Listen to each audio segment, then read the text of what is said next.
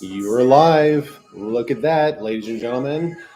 We are back with our second go live. Okay. So, just like last week, and as promised, every go live is going to start off with a busting a pack, and hopefully the music's not too loud. And then the go live will end with another pack. Okay. So, we're going to go ahead and start things off. Thank you so much for those that stopping by on this beautiful, very cool Monday night. And we're going to go with what was this called again? Something miracle. Anyways, that's important. So let's go ahead and pop open this bad boy right now. Hope everybody's week is off to a great start. Hope everybody had an awesome weekend. And with all the games and whatnot, I mean, some people were super stoked. A lot of people were unfortunately disappointed, but I'm referring to football, right? American football. But anyways, bring on the Super Bowl, right? So, all right. So we're going to start off with I don't know, it's like a little critter hiding behind a tree. It almost looks like one of those, whatchamacallit, plant eating or fly trap kind of things and whatnot. Followed by it almost kind of looks like a shrunken Nidoking with boxing gloves, so ready to duke it out. Followed by, I've seen one of these before, like a tiny glowing praying mantis. Oh man, check this one out. It's a fighting Pokemon, but it looks something more psychic-like. Alrighty, and a blasting horn, a blue blasting horn. All right, toot that horn, right? Alrighty, so that is our pack to start tonight's go live, and then of course we'll end with one. So again, reasoning for these go lives is so that we can again change things up a bit, give people the opportunity to see me in Al Real, not entirely, of course, right? You can keep this G-rated or as G-rated as possible. So tonight's go live is going to be different than Pokemon. So far, it's been Pokemon, and I know that a lot of people think that this is strictly a Pokemon channel. It's not. So it was initially created, or my first video was created in unveiling a box, and it's so far been Pokemon content, but then slowly we're going to start transitioning into a multitude of different kind of routes, and that's the whole point that I'm trying to make. I guess you can call it, I don't know, a Kev's Life kind of channel or whatnot. This Kev's Life, right? So, and then these go lives with eventually podcasts and so on and so forth. Well, I'll actually have people joining me for discussions, podcasts, and stuff like that and whatnot. We'll even do guests during the go lives. There's no rules. There's obviously you got to follow the rules of YouTube and whatnot and social media. But anyways, not to go on too many tangents. It's starting off with one subject and then going to branch off into a multitude of different kinds of subjects. So with that, tonight's subject is going to consist of what I do for a living, my full-time job, my bread and butter, and something that I'm very, very passionate about. If you guys remember from last week that I had already mentioned with my brief little autobiography or just a quick biography about me. So I am a RN, registered nurse. I've been a nurse for about 6 years now. And I feel like I've been doing it longer than that. I absolutely love what I do. Not to sound so cliche and whatnot, but it is the absolute truth. It's a very admirable career. It has its combination of sad moments and whatnot, but also very rewarding at the same time. Very, very rewarding. I highly encourage anybody that wants to go into the medical field. You don't have to be a nurse, right? I mean, we're always going to kind of be biased towards our profession and encourage people, especially, the younger generation you should be a nurse or you should be a doctor, or you should be, whatever. So you should always follow your passion. Absolutely 100%. I know that's kind of like a broken record and it seems very cliche, but it's the absolute truth. I personally don't have any kids, but I do have nephews and niece. They're quite young, and I always encourage them to follow the path that they feel so strongly about, right? Of course, making money is all that kind of stuff. It's super, super important. Absolutely. But you can make money doing practically anything. For an example, social media and YouTube and becoming a vlogger, influencer, whatever. But one should really truly follow their passion 100%. Because not that if you follow your passion, you're never going to have a rough day.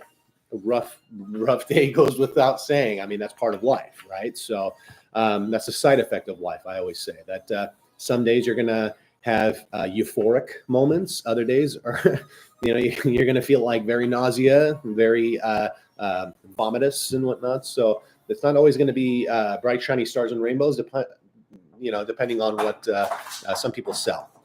I got my dog here tonight too, so I'll probably introduce him in a bit. But yeah, so you'll see me throwing, his toys around, trying to keep him occupied as well.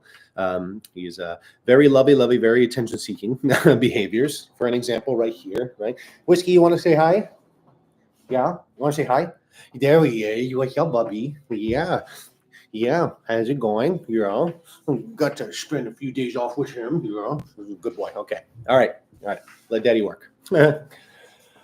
Okay, so nurse. All right. Why? So that's one of the biggest questions into anything that somebody actually does. The why behind it. Okay. And everybody will have their own spin on it. So they'll have their own reason for it. That's the thing. That's the beauty of it. It's supposed to be unique to each and every person as to why they do something. My reasoning behind it. I wanted to help people. Well, that's the most generic answer. I haven't met anybody that says, I want to be a nurse because I want to hurt people. Like, no, it's like, but if we are going to provide a more, I don't know, more thoughtful message, I personally became a nurse so that I can acquire a skill that can apply on the clock as well as off the clock. I think it's, I view nursing or people that work in healthcare like a Swiss Army knife in a way. So it seems, kind of straightforward on a lot of levels, but the more skills you acquire over time and the experience and the knowledge base, you build a skill set that can be utilized in multiple different ways. So that's one thing. Another thing is I sincerely wanted to reach people at their most vulnerable. I've worked in emergency medicine. I worked in emergency medicine for about 4 years. And then recently, for the last 2 years, I've been in interventional radiology. We'll get to that. What's interventional radiology? Short for, IR for short, right? So, but it doesn't matter. Well, it matters, but I mean, it doesn't matter what specialty one decides to go into. You are going to reach people at their most vulnerable moments in life for them and also for their families. That's why it's a patient-centered care, right? Because patient is in the center, and then everybody that surrounds that patient, it's all put together, and so that was my primary reasoning for it. I wanted to reach people at their most vulnerable. I wanted to provide education. I love teaching, the importance of one's health. Do we have unhealthy habits? Of course. Come on. I mean, again, we're human beings, right? But at least in a moments of vulnerability, you'd be and depending on what the patient came in for, we'd be able to provide that further education for them, because a lot of times people they're lost. I mean, yes, they might WebMD stuff and whatnot and white coat syndrome themselves, right? They read something and then they automatically mentally manifest a lot of this kind of stuff. Nurses do it, especially in school, doctors, so on and so forth. So, but at least we have the knowledge base to, one, bring the patient down to a more calm, collected level. And then after that, we provide that knowledgeable book-based and also practice-based medicine and education for them. So super, super important, right? And at the same time, it's again, like I said, it's a skill set that you can acquire that makes you helpful and resourceful, whether you're on the clock or off the clock. Now, how did I decide to become a nurse? When did I have my, click, my flash moment, my light bulb? Actually, it's interesting. There's obviously a story behind it. We all have a story. It took place back in 2014. The reason why I remember that is because of the World Cup. Okay, so it's 2014, 2012. Yes, 2014. I was at a crossroad in my life, so to speak. I was substitute teaching. Yes, I was a teacher once upon a time, a substitute teacher. And then, but although I love teaching, my first love, in a knowledge, in a school set was history. I love history. Those that find history boring, I always say that you probably had a boring teacher, or no, people explain it more from just a didactic book-based knowledge and whatnot. So it's something that should be brought to life. And the beauty of it is his story, her story, and or his their story, his my story, and what actually happened. So that was the beauty of it. Anyways, not to go too far off into that, but I didn't want to work in public schools. I didn't want to necessarily work in that field per se. So I was lost. I didn't know what my calling was. And then one morning, while I was, I go to the gym very early in the mornings before work, still do. It's something that's super important to me. And hey, Bubby. And as I was getting ready, I finished my workout. I was getting ready, showered, changed, and whatnot. And had befriended some people from a local church here. It's called Celebration Church. I don't know if it's still around or not. But a group of these people, a lot of them young, adolescents, that they would all go and work out together super early in the morning as well. And so while I was getting ready, I saw one of these guys that he had just gotten a shower, walking towards his locker, slipped and fell right on his bottom. And I still remember the look on that kid's face. I mean, he looked like he was in pain and agony. He looked embarrassed, right? And the group of his friends were just kind of like standing there with like, oh my God, like, like the deer caught in the headlights. And which is a natural reaction, right? It's shocker. It's, oh my God, like, adrenaline starts to pump. What do I do? Fight or flight, right? I've always had that, I guess, like internal response to just jump at attention to help somebody right off the bat. And that's exactly what I did. Left my locker open, all my stuff and whatnot, and I straight up ran to that kid. I kneeled right down next to him. I introduced myself. I did not know this kid in particular. And I asked him, I'm like, hey, man, my name is Kevin. Are you all right? Do you feel you can get up? Do you feel like anything's broken? And so was able to help him up to his feet. His friends came and assisted. And we were able to have him, kind of like brush it off and walk it off. And he was fine. Right then and there, though, I felt just, I guess, ignorant, lack of better words. Not because I helped somebody up to his feet, but I didn't know what else to do. I mean, like, for an example, like, let's say this was like an elderly, a geriatric person. What if they were having a heart attack? What if they went into cardiac arrest? What the hell do you do?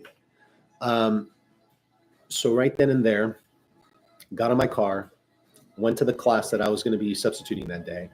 I had the class, start their lesson plan of the day, jumped on my computer and registered for Fresno City College, or going back to Fresno City College to sign up for summer courses. This was right around, I want to say, March of that year, 2014. And that was it. That summer took 4 weeks of chemistry, followed by 6 weeks of anatomy. And I mean, that was a grueling summer. I mean, I'm a big soccer fan. I love soccer, football, right? International football. And the World Cup was on that summer. And I was like, oh man, like, I can't believe, like, I made all efforts to, work it out for me as well. So, because although I have the love of the sport, priorities were number one for me. So 4 weeks of chemistry, which was grueling. It was like, oh my God. Chemistry was always that subject where it's like, I really want to love it, understand it. I admire those that just, pick it up like, they can understand it right off the bat. I had difficulties with it, but I passed. I did it. Followed by the 6 weeks of anatomy. That was super fun. Great time doing that. And then the following semester, it was I took physiology and what was it? Physiology and microbiology. Micro, I'm not a fan of. To those that do, salud, good for you. More power to you. But me, I was like, the quicker that this class will be done, the better, right? So, so I did that, and then I took sociology and whatnot, and then I took the TEAS, right? I believe that's what it's called. The test was a TEAS itself, right? So did that, got it out of the way, and it was time for application. And I was still working at the current hospital that I was at the time in registration. I started in the hospital setting a long time ago. I started in ER registration, moved on to outpatient registration, and also in main admitting. And as I finished all these classes and I took the exam, I wanted to get more hands-on experience. And so I put in for a transfer of my duties to become an ECT, an emergency clinical technician. Applied for Fresno City College for that first application. And unfortunately, I didn't get it on my first try. Congrats to those that did. I didn't. But, rather than taking it as a blow to my ego or, oh, man, I'm still, I said that I'll take this entire year. I'll apply myself. I'll get more hands-on experience. I'll familiarize myself with everything, with the emergency room and whatnot. Listen to a lot of the other ECTs, a lot of the techs that have been doing it for a very long time. Listening to the nurses, of course, that have been a huge help. I work with a lot of amazing nurses, a lot of amazing techs, a lot of amazing doctors, scribes, everybody that works in healthcare. Tip my hat to you all. You guys are absolutely amazing. We're absolutely amazing, right? And so that's what happened. That's what I did. And year passed. I felt started to get more comfortable, confident, my skill sets as a tech, and then applied and got in a year later to nursing school. Nursing school, of course, was very grueling. It was had its difficulties, of course, but there's always that light at the end of the tunnel into something, especially something that you want so deeply, so passionately, right? And so. Hopefully the mic is actually working, right? So, yes, testing 1, 2. No, we'll see. And I don't mind telling the story again, just in case this go live is either muffled or whatever. So, but anyways, and that's what happened. So, all thanks to a complete stranger. Never met this person, and I, after what did I say? 2014. Geez, 11 years. I still remember his name, Frankie. So I called it Operation Frankie, right? And all thanks to him, that dude helped me change my life. And now I've been a nurse for 6 years. I absolutely love what I do. And I encourage anyone and everyone to go into it. And again, I still love to teach. I'm building my knowledge base each and every day by the different doctors and nurses and people have been doing things, all this time, and and always open to challenging myself. That's the thing, I had difficulties being challenged growing up. I would always see something hard and then find a way to bail, because that was the easy way, right? The easy way out. Not a fan of it anymore. Of course, granted, like sometimes we're going to enjoy the easy routes, like we're going to go down the path of least resistance. I mean, we're only human, right? But it's the habitual going down the path of least resistance is what keeps us grounded, not in a constructive way. It keeps us grounded in a negative way, right? Now, if I'm sounding like a motivational speaker or anything like that, take it as you may. I mean, it's the honest truth. it's been an amazing ride so far, and I plan on doing this for the rest of my life. I have a long road ahead. So like I said, I worked in emergency medicine. I worked alongside many amazing nurses who I like a debt of gratitude. Like, these people have been absolutely amazing. They took me in, they challenged me. They saw my passion, they saw my growth. They gave constructive criticism. They helped me through the most challenging times and also the easiest times. Even when certain things came easily to me, there's always something to learn. There's always going to be a different kind of spin put to things. And that's the thing. You're never too old to learn something new and apply something new.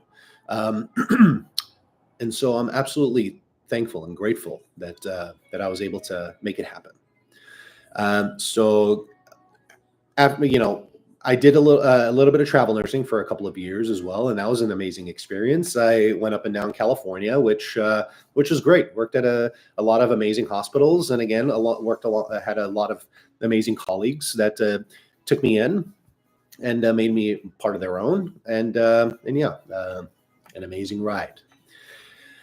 And then when I decided to no longer stick with just emergency medicine, I wanted to branch out and see what else was out there. And so as a student, I had a day in two specialties that they make a lot of new nurses do, which was especially with depending on what route you decide to take and what specialty.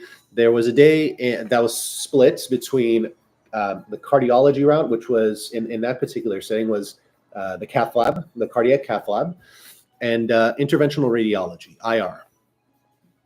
And cath lab's amazing.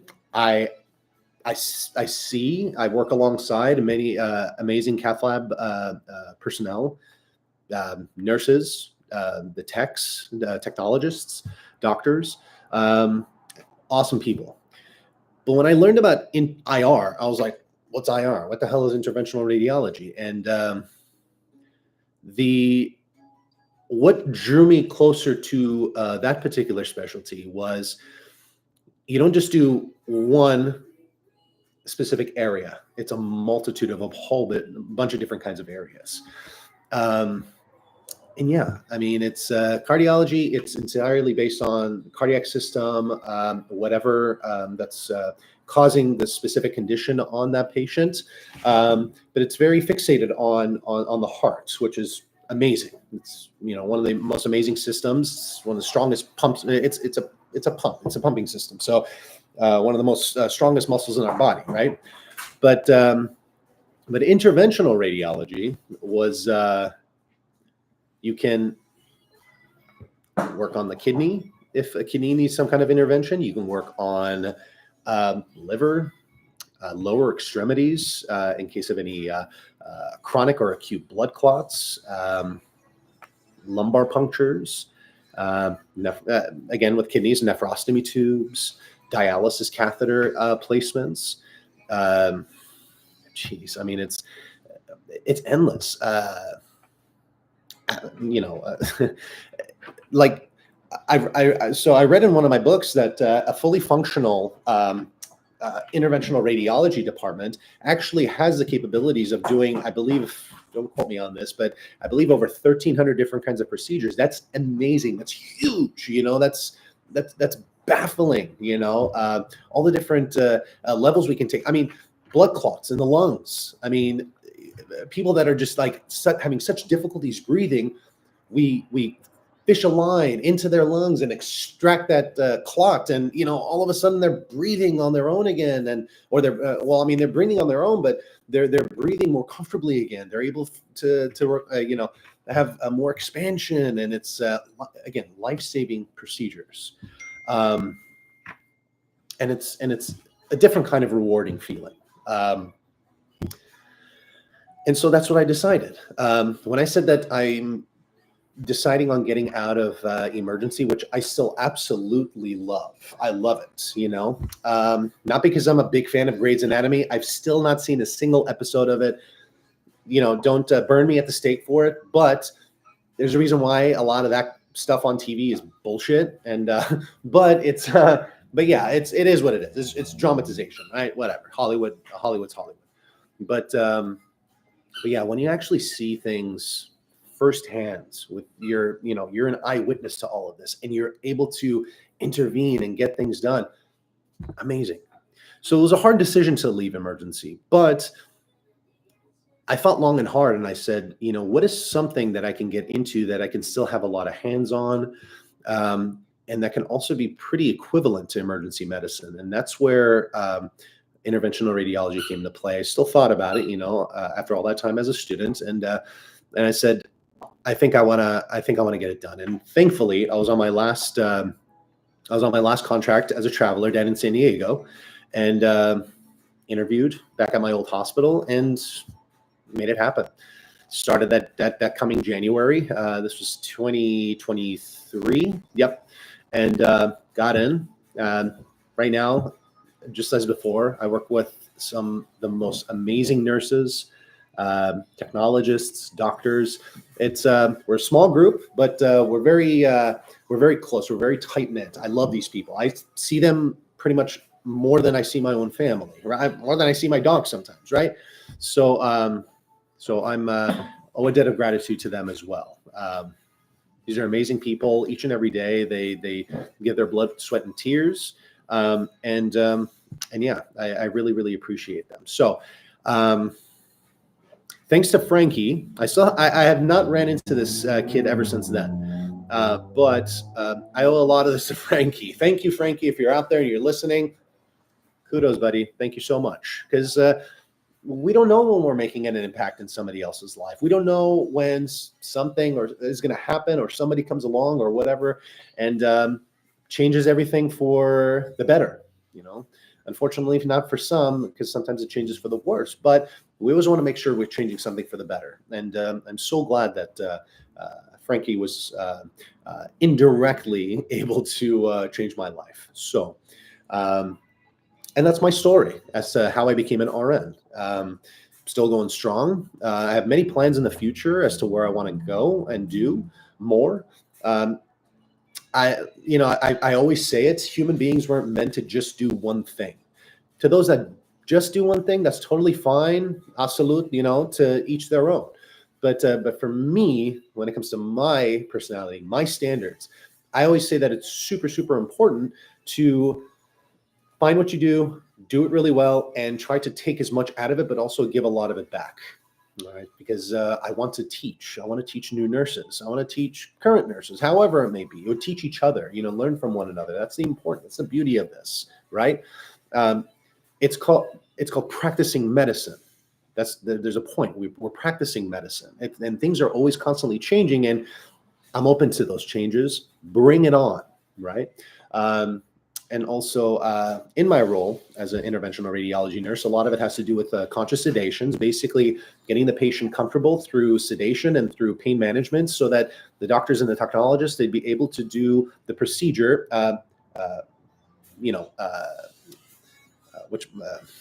sorry, I'm getting a little tongue-tied, efficiently and with little to no pain as possible.